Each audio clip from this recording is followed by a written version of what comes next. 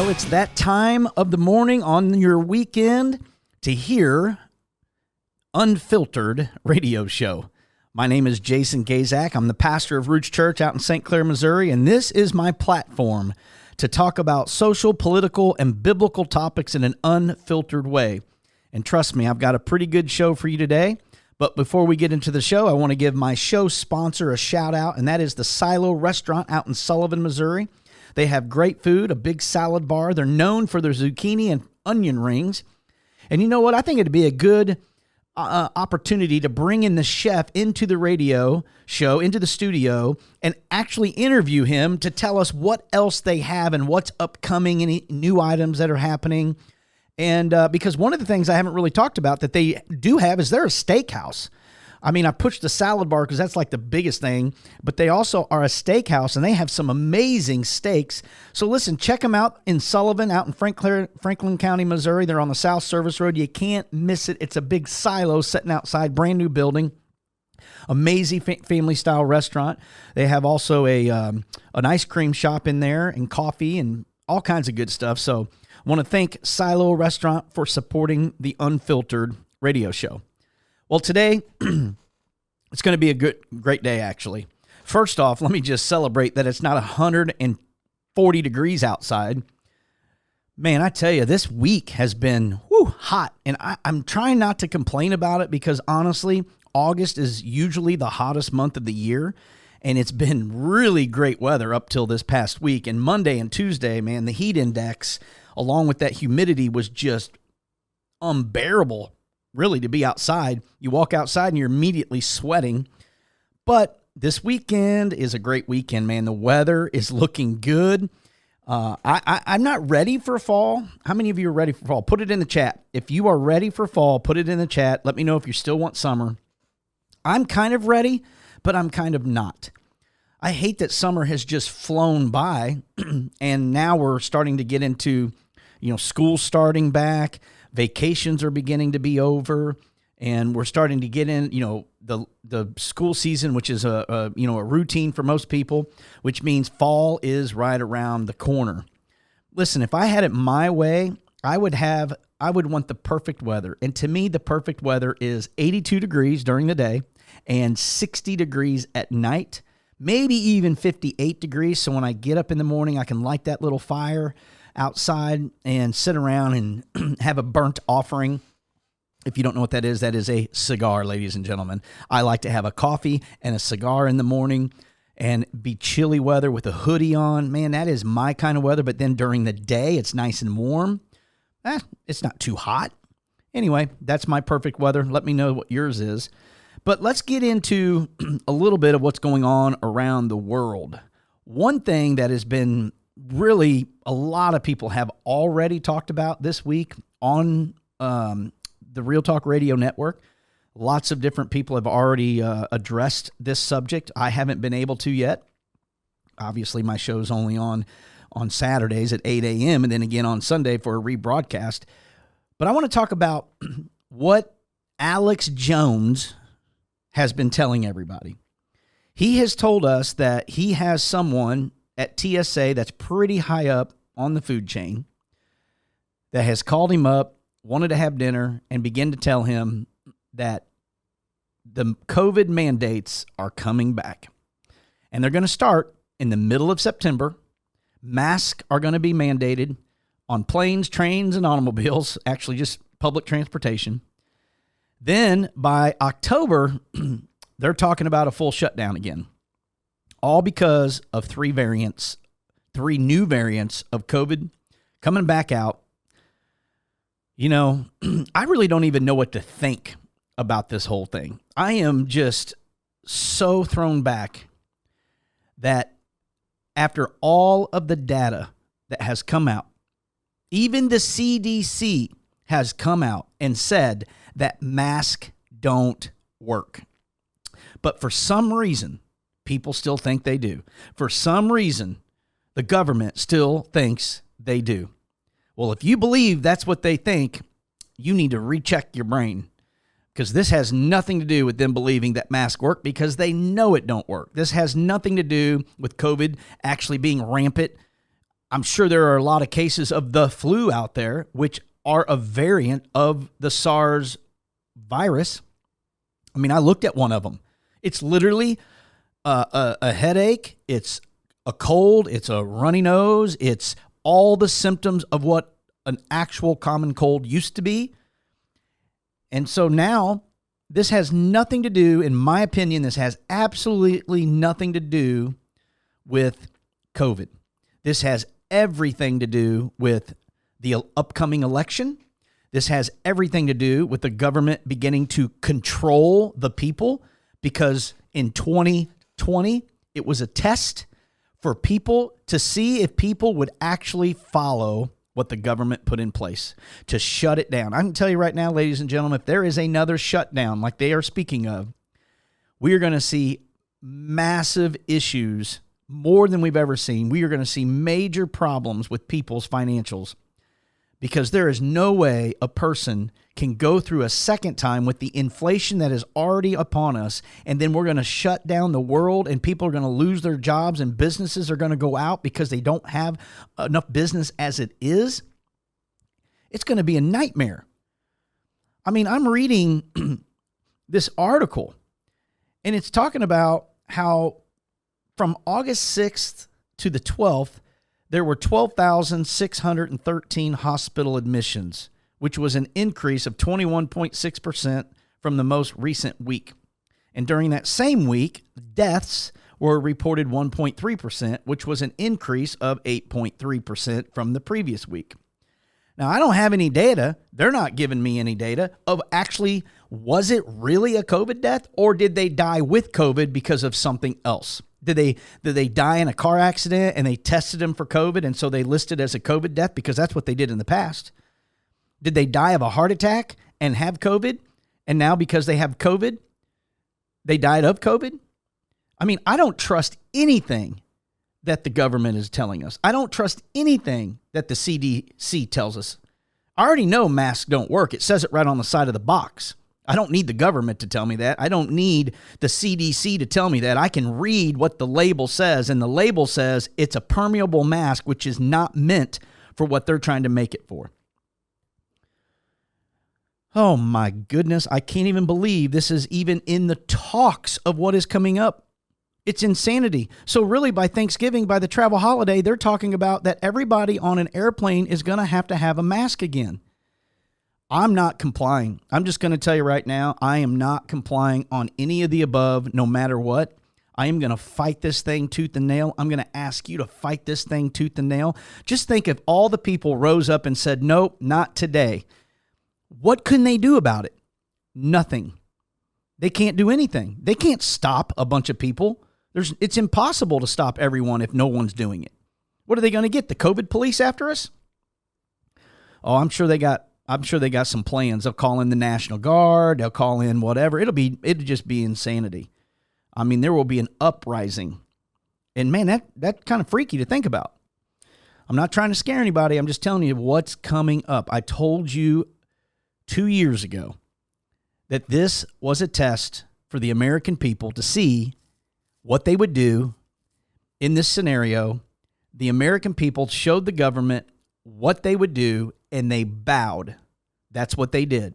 They caved. They gave in.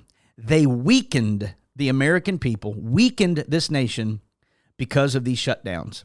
And I get it. You were fearful. I get it. I understand it. But the reality is there's always something going on behind the scenes. And Alex Jones is telling us. Now, is he right? I don't know. But I'm telling you right now, it wouldn't surprise me. He says he has two sources that have confirmed this information. And now they are telling him we need to get it out to the people. This is a ploy, man. This is absolutely a ploy. They do not want Trump in office. And the reason why is because they know he will undo pretty much everything Biden has done. He will get this country back on track to what it's supposed to be. Foreign leaders are scared of President Trump. They are scared of him. They want Biden in there because they can control Biden. You guys got to get your heads out of the sand and start paying attention and listening and watching the news to see what is going on. You're not watching it to learn the truth. You're watching it to show that they're lying, because anytime they press something like this, they're lying to us. They're good at it. It's already happening, by the way. Mask mandates are already happening. In Santa Monica, all right, Lionsgate, the movie studio, has already set in place a mask mandate. Everyone that works for Lionsgate has to wear a mask. It's just the way it is. Now, if you have your own little office and the door's closed, or actively eating or actively drinking at your desk or your workstation, then you don't have to wear the mask at that particular time. But anywhere else, you got to wear a mask. Ladies and gentlemen, it's coming. You heard it here. You heard it. You didn't hear it first from me, but you're hearing it again from me. It's coming. When we come back, we're going to talk about another subject that's on the horizon. We'll see you back here in just a minute. Well, I'm glad you're back with me, and we just got through talking about how the mask mandates and the shutdown is supposedly coming back starting in September and be full-blown by the end of October, right before all your travel holidays. And there is a reason for this, ladies and gentlemen. As a matter of fact, in this segment, I want to ask you a question. Do you agree with or believe that UBI is the answer? Do you know what UBI is? It is universal paychecks for people. Universal basic income. So what the government, or maybe not all the government, but there are a lot of people on board with this because it's a socialist idea. They want to give every person $1,000 a month free money. You heard me.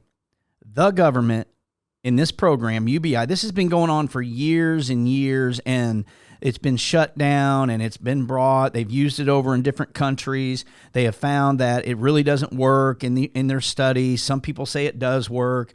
And honestly, they are currently, right now in the United States, there are 43 cities currently in America that have some form of UBI program.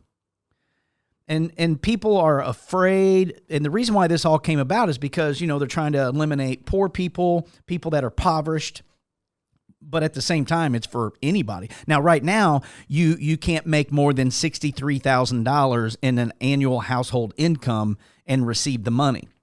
But technically, with some of these cities, what they're seeing is it's only particular groups of people that are, like in Alabama, in Birmingham, in Alabama, they actually have it for single women. So any single woman that applies actually gets X amount of dollars per month just given to them. There's no restrictions on what you can do with the money. There's no restriction on what you have to do to get the money. The only thing is if you fall in that category of being a single mom raising a child, at least one child under the years of 18 years old, then you can apply for this program and get it, and it gives you $500 a month. Now, some cities are $1,000. Some are trying to get to $2,000. Think about that. Can you imagine just getting a $2,000 check every month with no strings attached, sent to your bank account? For what? Do you think people will start working when that happens? There's no way people are going to want to work. It's going to kill the economy. It's going to kill the purpose of people working. Nobody will want to work if they're just receiving a $2,000 paycheck. This has been talked about by a ton of people. And supposedly Elon Musk is on board with this. I don't know how he can be on board with this. I haven't really heard him specifically talk about it, but I've heard a few others talk about how he was on board with it. And there was a 2020 Democratical campaign, a person running for president. I can't even talk. Anyway, he was running for the Democratic Party. His name is Yang. He's out of Denver, and he's currently pushing right now for these $1,000 paychecks to go into people's accounts in Denver. Now, ladies and gentlemen, where is this money coming from? Who's paying for this? Have you thought about that? Oh, it would be nice if somebody just dumped $1,000 into my account every month. I mean, that's a car payment or a house payment for some, depending on your lavish lifestyle or your unlavish lifestyle. It might be 2 car payments. That's a lot of money a month for no reason, just because the government wants to help us. This is what it's all coming to. This is the control factor with the shutdown. It's like the COVID relief system.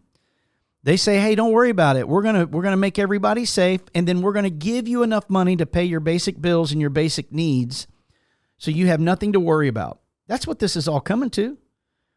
And I'm just thinking, yeah, who's going to pay? It's going to cost trillions of dollars for UBI to take effect for everyone in the United States. Somebody's paying for it. Oh, yeah, your tax dollars is what's going to pay for it. They're going to raise our taxes, and that's how they're going to cover the cost. Sure, they're talking about, well, we can take some government programming, funding, and we can reallocate it into this because it's going to help people, so we won't need as much help in these social issues because this is going to get people out and doing more. No, it won't. I have a novel idea. How about if you want to give people money back, why don't you just tax them less? There's a good idea. How about you let us determine what that looks like by how we work versus you get to determine who gets that money by the people that are actually working and taxing them more money. You could literally cut the tax in half and we would literally triple that $1,000 or $2,000 a month just by saving it in taxes alone. So instead of you giving me $1,000 a month, you cut the tax in half. I'm probably going to save about $6,000 to $12,000 a year in taxes. That's money in my pocket, way more than what the government could ever give me if you just cut the tax. But see, they don't want to cut the tax because they want to have control. They want control of you. They want control of the United States. They want control of how much you get. They want control of what you get to do. That is what they want. And I don't see how the American people cannot see this. And it all came because automation is on the rise. People's jobs are getting taken away from them because of, robots and automation. Well, guess what? I think if you look at farmers, they have a lot of automation as well in their equipment, and I still see a lot of people working. I mean, there was a lot of jobs that got taken away from people because the farm equipment, it got better. The way they plant, the way they harvest, all that stuff has gotten better because of a piece of machinery. So now, that's just one area. Well, we got computers. They have gotten people more jobs because you got to have somebody managing the programs that are automated with the data and the different things that go on in technology. Sure, you got Walmart and all these places with self-checkout, but you still got to have somebody stock the shelves. It's more efficient. I mean, the one thing I like about automation is the fact that you don't ever have to worry about somebody not showing up. Because I own my own business as well, and I can tell you right now, I have a great group of people right now. But when we try to hire people, they say they want the job, but then they don't show up for the job once they've said they want it. Or when they do get the job, it's constantly calling in sick, or I've got this going on, or I've got that going on, and they don't show up. They have excuse after excuse after excuse, but boy, they sure want the paycheck. They just don't want to earn the paycheck. They would rather the government give them the money so they don't have to do anything. I would like for you just go to a flat tax for everybody. That way, no matter how much money you make, you're still paying the same percentage as somebody who's not making very much. So it, to me, is a level playing field for every single person. And I know there's a lot of little loopholes in there with tax donations and, nonprofits and whatnot. And I'm sure there's something out there. Somebody has come up with a good program to make all that still work. But I'm all in for the flat tax. Bottom line is, people, we're never going to solve the problem of poor people. We're always going to have poor people on this earth. The Bible even talks about it. There will always be poor people. That doesn't mean we can't help them. That doesn't mean we don't have programs to get people on their feet.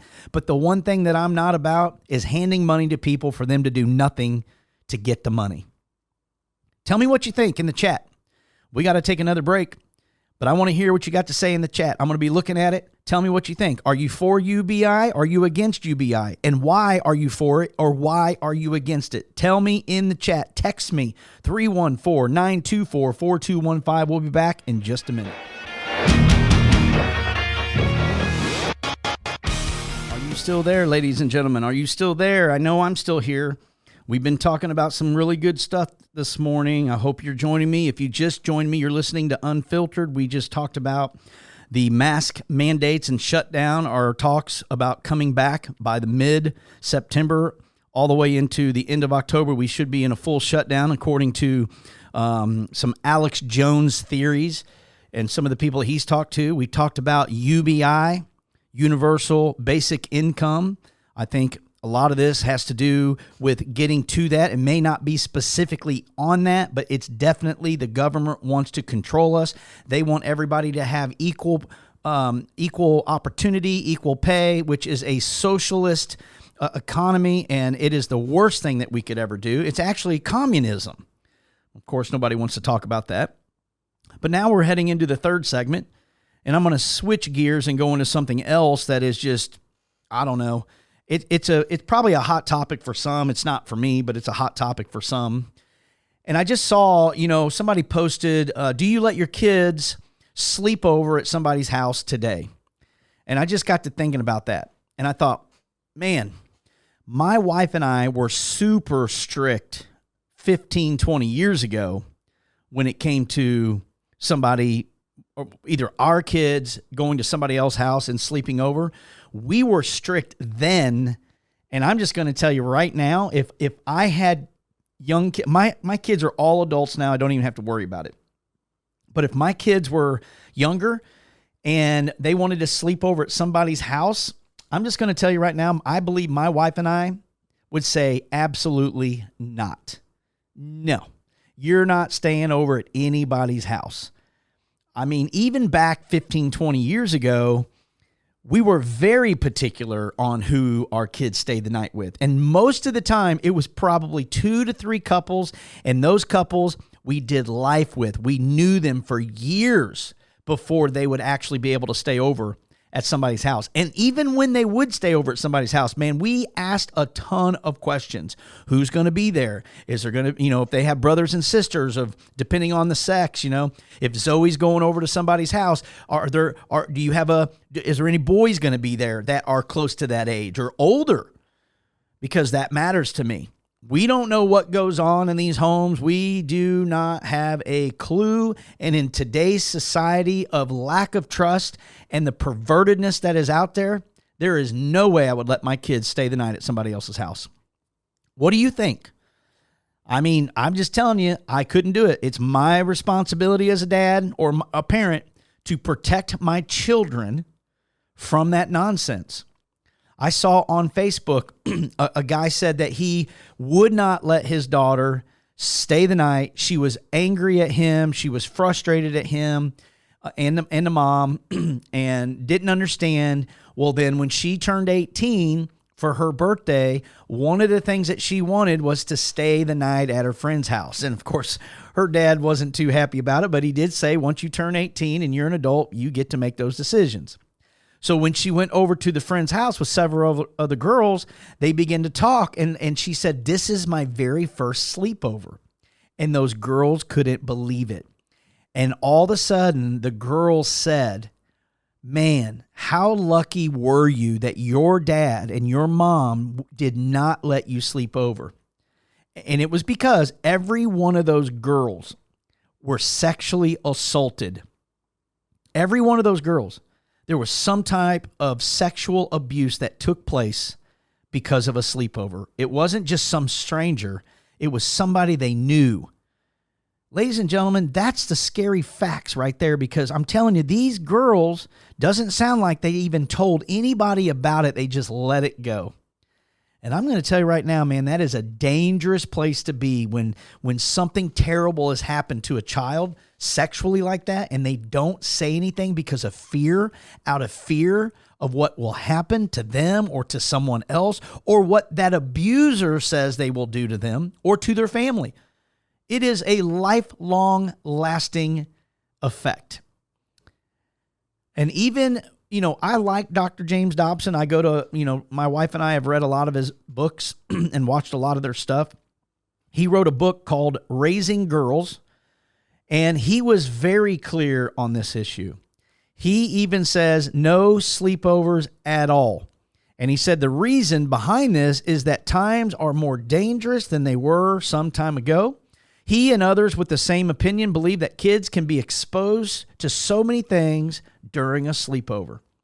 And I'm just telling you right now, I could not agree more with that statement. It is a dangerous place. As a matter of fact, when you start looking at different experts when it comes to sexual abuse, a lot of those moments happen when kids are sleeping over at someone else's house. It says here in this article, it says, it was quite a long time ago that I wrote an article about sleepovers explaining why my family choose to just say no to allowing our children to stay over with friends. Though this sometimes upsets or angers our children, and just as often upset or angered their friends' parents. I mean, you can imagine the parents are probably offended. Well, you don't trust me, blah, blah, blah, blah. Well, no, I don't. And maybe it's because you want to do what's best, but maybe things happen that you don't even know on your watch. And believe me, can I just tell you, can I just be honest with you for a moment? We've actually had a situation at our house when our kids were much older where we allowed some of their friends to come over, and we had a situation that almost got really awkward. And thankfully, my kids know to talk to us about stuff, and we were able to discuss the issue, and we set the record straight, and we no longer allowed one of these friends to come over because of what was happening or what was thought of maybe could have happened.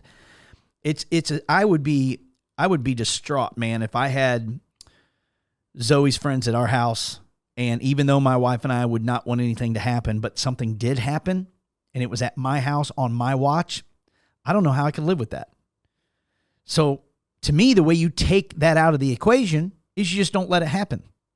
That's the simple solution. It's just like at our church. We don't allow men to serve in our kids' areas that are changing diapers. We just don't. We also don't allow someone to be in the room by themselves with another child. We don't allow them to go to the restroom with another child without the door, because we have restrooms in each classroom. And so what the teacher does is she waits and kind of keeps the door cracked open, make sure they don't, if they need help or whatever, some kids, they need help. But we don't ever let a man in those rooms or a man to take the child to the bathroom and help them wipe, because unfortunately you have to help young kids like that. And, in the beginning when we put that policy in play, it's been years. Since I started pastoring, so it's been 9 years we've done this. We've literally not allowed a man to work in the nursery area all the way up until we do zone 4, which is our pre-kindergarten age. And then, but we still don't have any men working in there because we try to keep them out of there. But it's the kindergarten and up. We do allow men to work in those areas because I think it's important for men to have a presence in this area with kids, because kids respond differently to the men than they do the women. That's no knock on ladies. It's just the way it is. A guy's words have more weight than a woman's words. It's nothing wrong against a woman. That's just the way God created the system. However, we had some families upset because they had husbands and wives that wanted to work together in the nurseries. And years ago, when you went to church, that was a known thing. If you had kids in the nursery, it was required actually for you to also work in the nursery to help out. But in today's society, with all the craziness and all the nonsense that's going on, when you don't know what's going on in people's lives, and trust me, it's already a risk with women, but women are way less likely to harm a child like that than a man is. And so therefore, people were upset, and we just said, listen, and they took it offensively because we thought they might do something. And it's like, no, we don't know, and we don't think that way, but at the same time, the way we do it is no one's allowed. So now we don't have to worry about someone saying that a man touched a child wrong because it's not even allowed in our church. There's no man allowed in there, so they can't say that. So it makes it easier for us to not even have to worry about it. Well, it's no different when it comes to your kids sleeping over. If I don't ever want to deal with the thought that something may have happened in my home, or some girl just allegedly says that, either it's your boys or the husband or a friend of a friend came over and did something sexually, and maybe that didn't even happen, but the girl says it did, or maybe it really did happen. Well, if you don't want any of that nonsense, the way you solve that is just don't do it at all. Don't have sleepovers. I mean, that's just the easiest thing. I mean, there's article after article on this particular topic, and there's data that proves that a lot of sexual abuse happens in these strange places. It says here, having laid the narrative groundwork, Robinson suggests parents do careful research and consider 5 risk factors that come with sleepovers. Here's these 5 risk factors. Children are most often abused in familiar places, not in strange places. This makes the home of a friend or an acquaintance a relatively common or likely place for a child to face abuse. Number 2, children are most often abused by trusted people, not by strangers. Furthermore, they are typically abused by males. Sleepovers tend to happen in the homes of trusted people where males are present. Number 3, children tend to be safest in small crowds where it is difficult to separate one from the others. A large sleepover presents an enhanced risk because children can easily be separated from the crowd with their absence unnoticed. Here's number 4. Households often have visitors staying in them as well as the normal family members. It says, as with the example she provided, even though you may assess the family to be safe, you cannot account for unexpected or unmentioned guests. And number 5, the last one, is sleepovers often allow children access to phones, televisions, and other media in a context in which few safeguards are in place or in which children operate by different rules. It's so true. I mean, we have, listen, we were never so super strict about things where, our kids didn't like us about certain things. We wouldn't let them watch certain movies, listen to certain music, because we try to protect their innocence for as long as we can. That's really the ultimate goal. I mean, Ben Shapiro, I don't know that I would do what he's done because he's taken it even a step further. He's not going to, him and his wife said they will not allow their kids to have a smartphone until they're 18. That's a little extreme for me, but I understand why. I mean, your phone is like it's like porn in your pocket. And if you're not putting guidelines out there, restrictions on your kids' phones, then they can get into a lot of trouble on their phones. I'm just telling you right now, there's pictures that can be taken. There's videos, there's FaceTime, there's all kinds of stuff that can be happening behind the scenes without you realizing it with your cell phones. And when you have sleepovers, I'm just going to say there could be some crazy stuff going on. So, tell me what you think. Will you allow your kids to sleep over at somebody else's house, or will you not? Now that I've given this information, do you think now that you will reconsider it to kind of take the equation out? Because here's one of the things we'll say is, well, I'm not going to let you go over there, but they can come over here. And we've actually done that. But in today's society, I would have to say no to all the above to make it easier and to make no bones about it. To take it out of the equation, my answer is going to be no. Let me know what you think in the app. Let's take a quick break. We'll be right back in just a minute. You're listening to Unfiltered with Pastor Jason Gaszak. Okay, so we are back, and during the break, somebody had asked me, so is it right or wrong for your kids to sleep over? Well, the answer to that is it's not right or wrong. So if you allow kids to sleep over at your house or you allow them to go to somebody else's house, that's not necessarily wrong and it's not necessarily right. It's your choice. But I have a saying that it's not about right or wrong. It's about, is it wise?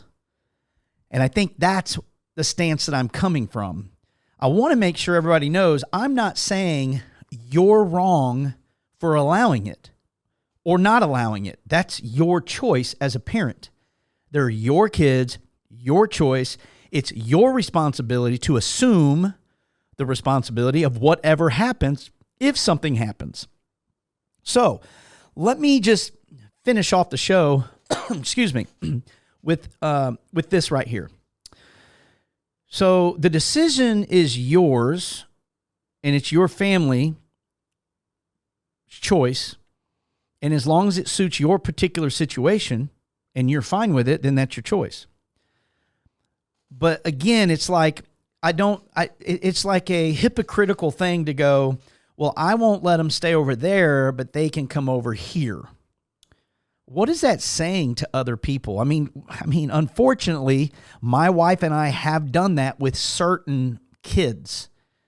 And it's only because we knew the lifestyle of what was going on, and it's just because it didn't suit our lifestyle. Again, that's their choice, so please don't read into this like, oh, well, we got our crap together and everything we do is right. That's not what I'm saying. I'm saying we have certain guidelines, like we don't allow our kids to watch certain movies. Well, this other family allows their kids to watch anything and everything, no matter if it's sexual or has tons of cussing in it, and it doesn't matter what the age of their kids are. Well, I'm not for that. If that's the way you want to raise your children, you go right ahead. But for me, I'm not raising my children that way, and it's my choice because they're my children. God gave them to me. And so when those moments would happen, it wasn't like necessarily we didn't trust because of something sexual. It was just maybe because of what they allowed their kids to do. And so we would say, you can't go over there, but they can come over here because they know our guidelines. And if they tried to watch a movie like that, we would say no. So those children come to our home. They wouldn't be able to watch the movies or listen to the music or do some of the things that they would normally do in their home. They can't do in my home. So I was comfortable with that. But you got to ask yourself, is that fair? So it's really kind of one of those things where it can be hypocritical if you're not careful. But again, at the same time, what do those boundaries look like? So here's the things that you got to keep in mind that I'm going to end with. I got 4 things to keep in mind if you're going to consider sending your kids to somebody's house to stay the night or vice versa. And that is this. You got to think about the people involved. So how many children are going to be there? Is it a mix of children? Is it boys and girls? What host home is it going to be? And are the parents involved, or are the parents going to be gone all night on a date and all the kids are going to be there? You also have to consider, obviously, the age of the children. Because, listen, there are some kids who will get easily influenced by external factors. And there are some who have a very, very strong will, and they already know what they want out of life. But these other kids, they don't. And so when you have one that's assertive and you have one that doesn't know how to say no, and they kind of just go with the flow because they don't want to be seen a certain way, that's called peer pressure. And so you got to think about that. What is the child like that they're getting ready to go spend the night with? What is the parents like? What does the situation look like? You got to think about the people involved. So before a decision can be made, then what has to happen is you got to take time to consider all this. You got to think about this. Don't be willy-nilly about it. You'll know whether your child can handle it or not. I mean, the children in whose home the sleepover will happen and the parents involved matters. All right? So you got to think about the people involved. Here's the second thing you got to think about. What about the safety and security? Because there are certain things to look out for in this regard, and you want to be sure that safety measures exist in the home. Such issues raised, maybe having access to certain things around the home. Other people may not want to be a regular part of the home and they're just visiting. I don't know. We're talking about other people coming over. So I don't know. Spending time in someone else's homes can leave your kids vulnerable. And that's where we got to be careful and looking out for them in that regard. You never want to leave your kids in a vulnerable place. And again, we would always tell our children, if we did allow them to go to a party or we allowed them to go to somebody's house, maybe they wasn't even a sleepover, maybe it was just over at somebody's house to a party when they got older. And we said, listen, If things get out of control and uncomfortable, you call us and we will come get you, and we will let them know, we will come, we're not going to lie necessarily, but we're not going to make it out to be that you called us to make it look like they, I just don't want to put the pressure on them. So we would just say, hey, we just didn't feel comfortable. We're coming to get them, whatever the thing is. But we want to go rescue our children from that situation, and we want to make sure our children know that if something is going on that is not appropriate, all you got to do is call us and let us know. We'll come get you, and we won't put the blame on you to make you look bad. Or because then the kids start making fun of you, then they start saying things, and then it can go really south. So we try to put it all on us. So you got to think about safety and security. The other thing, which I kind of alluded to, is our family values. I mean, what are your family values? Because that matters. Do the other couple share the same values as you do? Because if they're on a complete different page, you got to be thinking about that. Do they go to church? Do they love God? Those are some of the most important ones for me. And just because you love God and go to church doesn't mean they're going to be perfect people, obviously. But I'm just saying, if you got people that don't have God in their life at all, that means their standards are most likely going to be different. Again, I feel like I always got to preface this because there's some people out there that just make it all out to be this. I'm just saying there can be people that don't go to church that have better values and standards than people that do go to church, by the way. So I'm not saying that's the end all be all, but for me and my wife, that's one of the things that we look at. Then the second thing we look at is their moral values. Where are they with their moral value? What do they allow their kids to do and not do? What is that? Where is that line? How are they measuring their moral values? I think that's a big one for me. And can I predict their reactions about certain situations? Can I trust that my kids are going to say no when they need to say no? Because that's another factor for me. Can I trust that other person with my child? Because that's a fundamental thing for me. So there's a whole bunch of scenarios that I feel like you got to take in place when you're considering it. So if you're listening to me and you're considering it and you're thinking, wow, that's a lot. Yeah, because it's easier just to say no. It's easier just to go no. They can come over for the day, but they're not staying the night. You can go over there for a little bit, but you're not staying the night. It's a lot easier to do that. Then you don't have to think about all that mess. But if you say, well, I think it's a good experience for them, okay, then you got to think about these things. You got to think about the people involved. You got to think about the safety and security. You got to think about family values. And the last thing you got to think about is how equipped are your kids? I mean, I believe in empowering children for certain levels of social interaction with others. I mean, we teach our kids how to stand up for themselves and how to say no when something's not right. And there's a way you can do it without you making everybody feel like they're in the wrong and you're in the right. There is a way that you can do that. And have you taught your kids those things? Have you equipped them what to say, where to go, what to do? Because it matters. Are your kids bought into your family values? And will they choose to exhibit those values whether you are there or not? That's a tough one because kids need to be taught about doing the right thing no matter who it is or who is watching or not. Integrity is doing the right thing when no one is looking. And trust me, we teach integrity in my family. It's one of the strongest values I believe a person can have is integrity because that's doing the right thing when no one's looking. Character is important to teach your kids. So if your kids have integrity, your kids have character, and you can trust them because you've been equipping them, then maybe you can trust them to go spend the night at somebody's house. And when something goes wrong, you can trust that they're going to say no. You can trust they're going to make it known that they're not doing that, or they're going to at least call you for you to come pick them up. You got to make sure your children are equipped. Well, we only have about 30 seconds left of this show, and I know I put a lot out there today when it comes to your kids sleeping over, but we live in a different world today. We are in a totally different society, and there is a lot of nonsense, a lot of craziness going on out there. The devil is out to steal, kill, and destroy, and as a parent, it is your job to protect your children, and it's not your job to get them to like you when tough decisions are made. You're their parent, not their friend. Let me know what you think in the comments. Go to the app. You can text me 314-924-4215, and I will see you next week. Have a great weekend. You're listening to Unfiltered with Pastor Jason Gaszak.